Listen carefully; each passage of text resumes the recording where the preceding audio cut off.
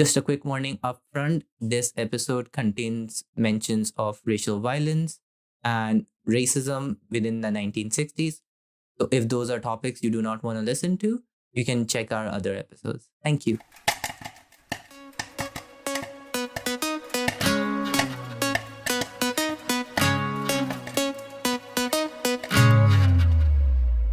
Hello, this is Taha. This is Anaina. This is Movie Masala. And we're here to yap at you about films we watched recently. And today we're doing Nickel Boys. You don't remember? Remember what? You really don't remember. I don't know what more you want me to remember. Right. So, Nickel Boys is a new movie directed by RaMell Ross.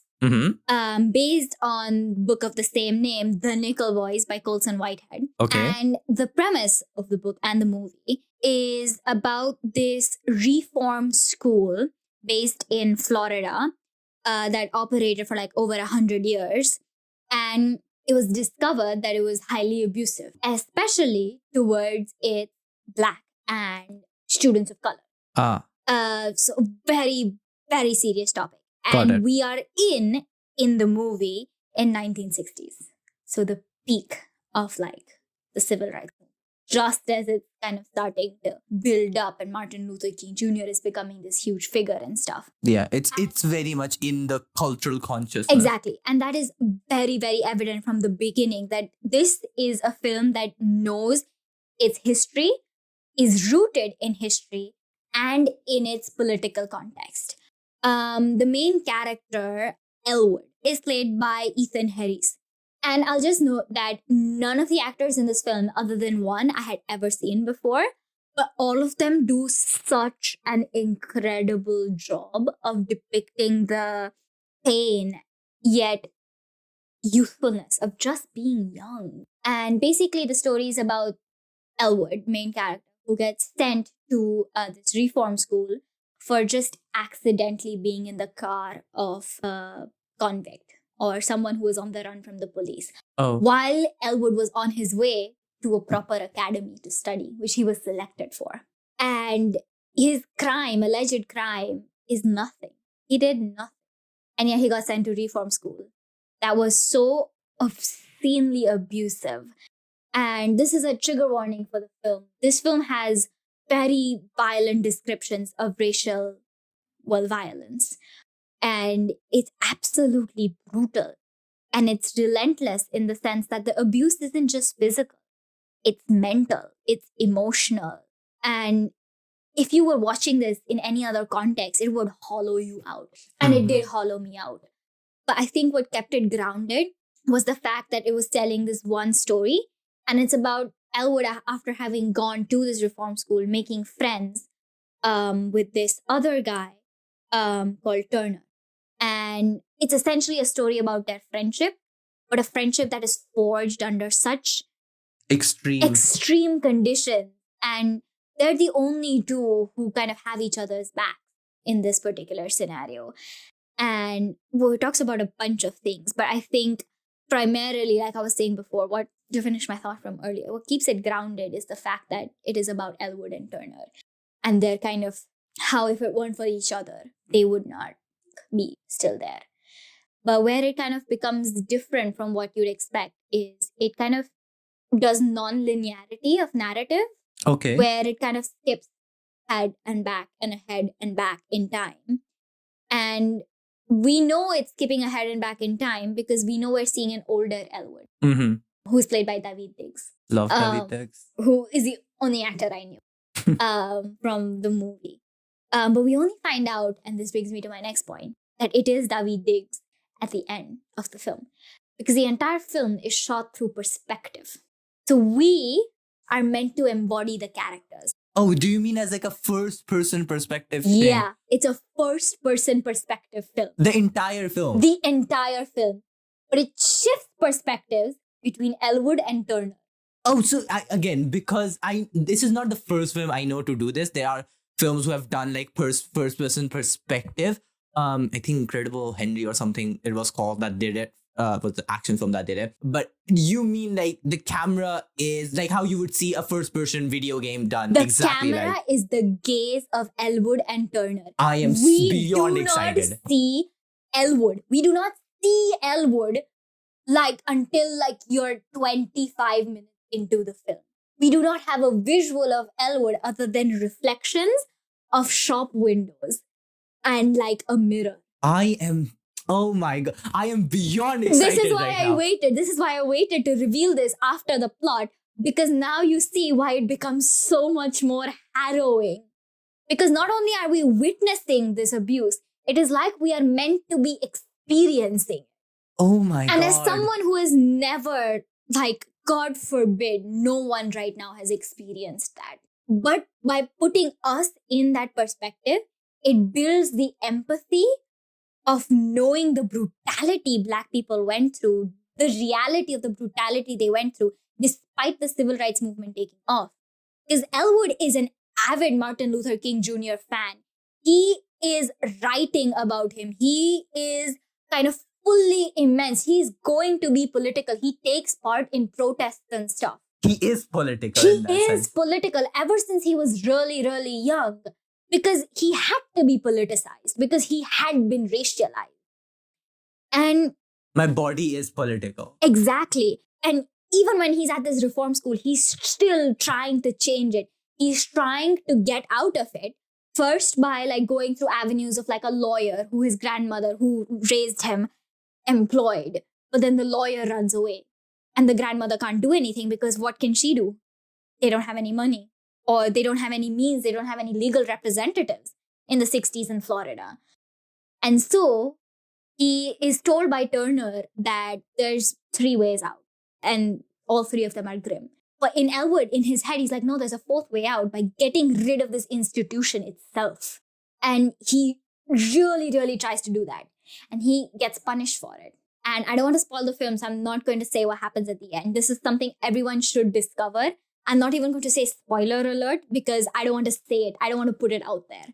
But it is a film everyone should watch because we talk about film kind of showing you perspectives. But a film never puts you in a perspective. And this is a perspective no one should ever have to be put into.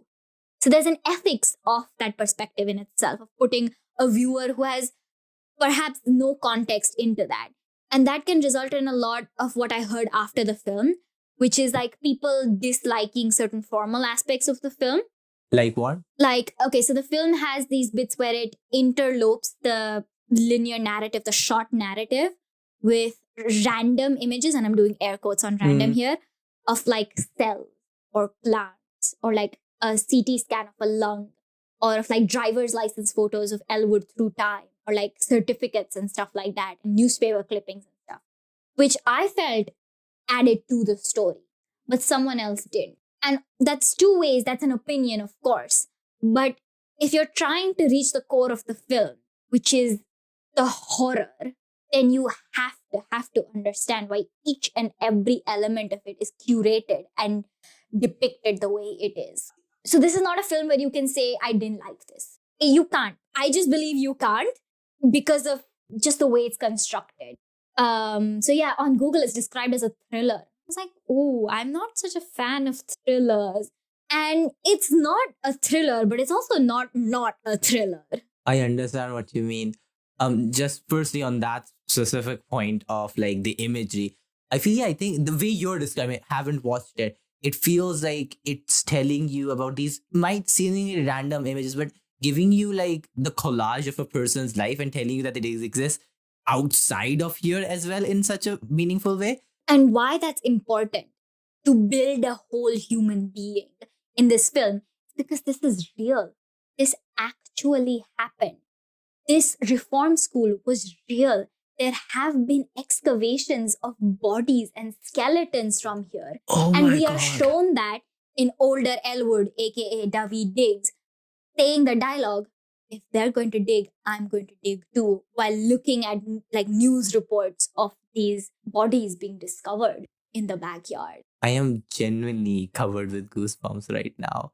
While you were also mentioning the first person perspective, going back to that, I think one thing also is in a lot of films like these, like obviously here the director is also black, the writing team also has that, but I think it you can slip into what would you call, like, when women are shown like treated very badly and then it becomes, like a voyeuristic gaze it on can be, the yeah, you can, yeah. So when you're depicting themes like that, there can be a voyeuristic gaze towards violence, right? People can, like, you can sort of show violence in that intense way, but if you're putting someone in that perspective, it just becomes impossible to voyeurize, because you don't become the camera, you become the person in such a visceral way that it entirely removes this idea that you can voyeurize the violence at all. And oh my god, I can understand how real and how, like you said, hollowing that experience can be for yeah, you. and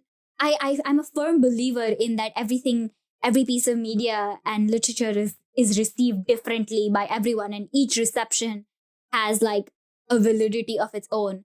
But I do feel this film and many other like films that like not just represent the same ideas or like depict the same ideas or events or something, but there are just some things that you cannot receive differently. There has to be a specific way to receive them.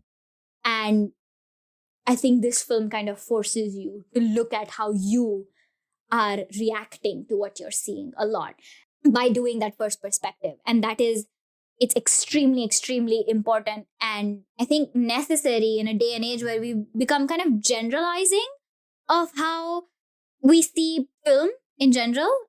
We're unable to realize that the way we're responding to something is because of who we are and because of the situation the film is putting us in. And not every film puts us in a situation where it makes us think about how we are reacting. And I think this film does that really, really well. And then it forces us to confront our own prejudices and our own like thoughts and attitudes about topics and events like this. So it doesn't topicalize violence against African Americans during the 60s. It topicalizes you. Yeah, that's a good way to see it. And yeah, I think what the film gets you to do is to focus on the people who face these horrors and the people who did those horrors onto these Yeah. kind of boys. They were boys, they weren't men. They were young boys. And the kind of dehumanizing things they were made to do just because they committed some form of crime that perhaps wouldn't even be considered criminal right now, or perhaps would be because of the way we're kind of seeing current racial politics emerge and devolve. But yeah, I think it's a really, really personal film, and I definitely think everyone should go and watch it. It's a difficult experience, but if you feel up for it, you should do the difficult experience because it reveals a lot about human beings and how we've been so horrible to certain people. Yeah, it does sound like a very, very hard thing to watch, but something that I really do want to watch regardless. It, like you said, with it doesn't let you interpret it in other ways. It like has a very strong authorial voice to it. It's like, yeah, like you said, like there's always a certain dynamic of interpretation, and even in any film, but like you can have a very strong voice of like what people want people to get from it, and you make it very hard for people to ignore that. And I think, yeah, like you were saying, it does that. And yeah, it sounds like something that, again, a hard film to watch, but a crucial one as well. Yeah. So very serious, very heavy, but still an important. I think it's going to be one of the most important films in the years to come. Wow, that's a strong state. Yeah. So those are our thoughts. Thank you for listening. This podcast is produced solely by us. Musical assets from Pixabay. See you again next time.